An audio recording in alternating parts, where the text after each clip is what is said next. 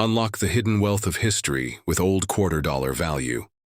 The story of the Jefferson nickel from 1941 is one that carries us into a time when the United States was preparing for dramatic changes in its economy and society as the world was being drawn deeper into the Second World War.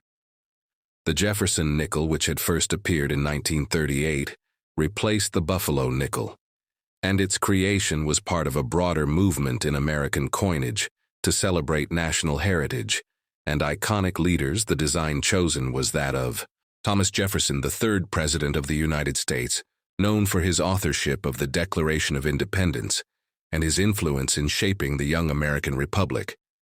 The obverse of the 1941 Jefferson nickel displays the left-facing portrait of Jefferson designed by artist Felix Schlag. Schlag won a competition organized by the United States Mint to produce the new nickel design. His version captured a dignified and classical image of Jefferson, with careful attention to proportion and realism, while also making the coin practical for mass minting. The inscriptions include the word "Liberty" to the right and the motto, "In God We Trust" to the left, along with the date 1941 positioned along the rim. The reverse of the coin is equally significant, as it features Monticello Jefferson's estate in Virginia. Schlag initially had difficulty meeting the requirements of the mint officials, who wanted the depiction of Monticello to be both realistic and easily reproducible on a coin. The final design shows the building in a frontal view with the name Monticello inscribed beneath the image, accompanied by the denomination 5 cents, and the country name United States of America. The motto, E pluribus unum, appears above the building. The year 1941 was notable in the history of the Jefferson nickel because production was high, as the mint anticipated the needs of an economy that was moving toward wartime mobilization.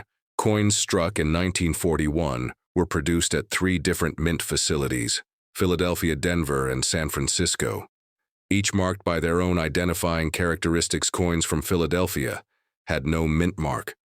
Those from Denver carried a small d, and those from San.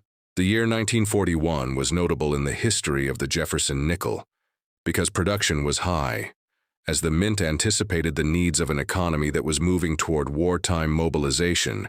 Coins struck in 1941 were produced at 3 different mint facilities: Philadelphia, Denver, and San Francisco, each marked by their own identifying characteristics. Coins from Philadelphia had no mint mark.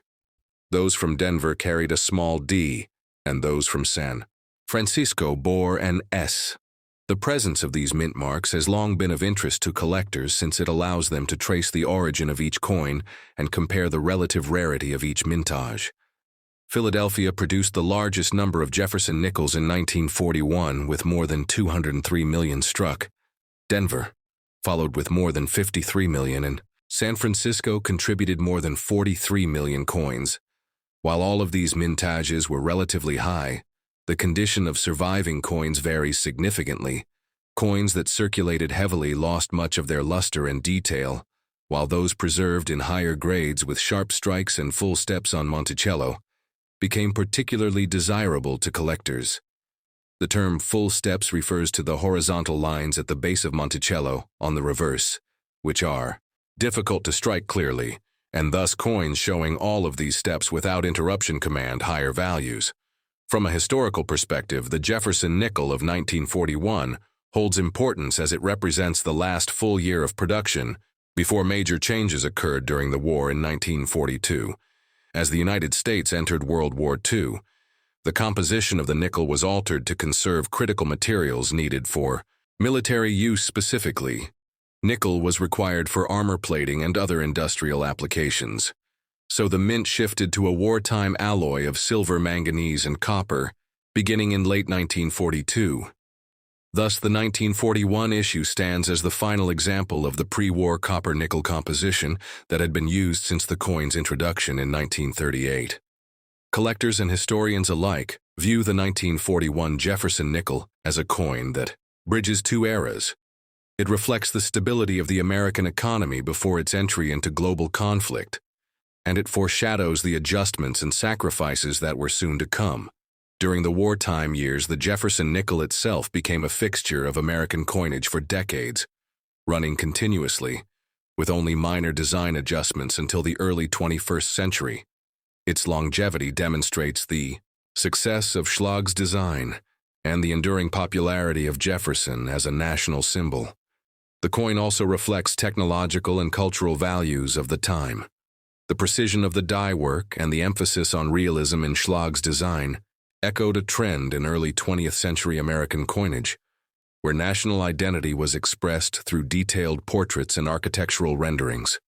The selection of Jefferson in particular highlights the emphasis on founding fathers and the principles of liberty, democracy, and leadership that were central to American identity, especially during times of uncertainty. For collectors today, the 1941 Jefferson nickel offers multiple avenues of interest. Some seek to assemble complete date and mint mark sets of the Jefferson nickel series, while others pursue high-grade specimens certified by third-party. Grading services values vary greatly depending on condition. Common circulated pieces are typically worth only a small premium over face value, but those in uncirculated condition, especially with full steps designations, can command prices many times higher. In addition, rare errors and varieties add further intrigue.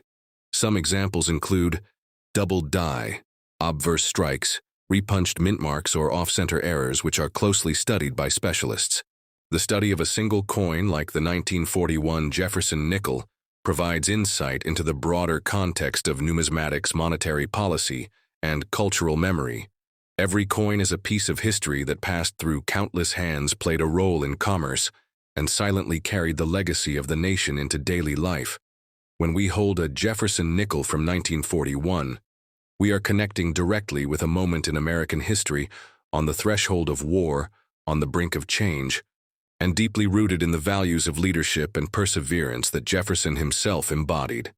If we continue to examine the life of this coin in circulation, we can imagine how it would have been used in the early 1940s. It might have purchased a newspaper, a loaf of bread, or a ride on a streetcar. Nickels at the time had significant buying power compared to today, and every exchange reminded the holder of Jefferson and Monticello. The coin thus reinforced national heritage in the midst of everyday activity.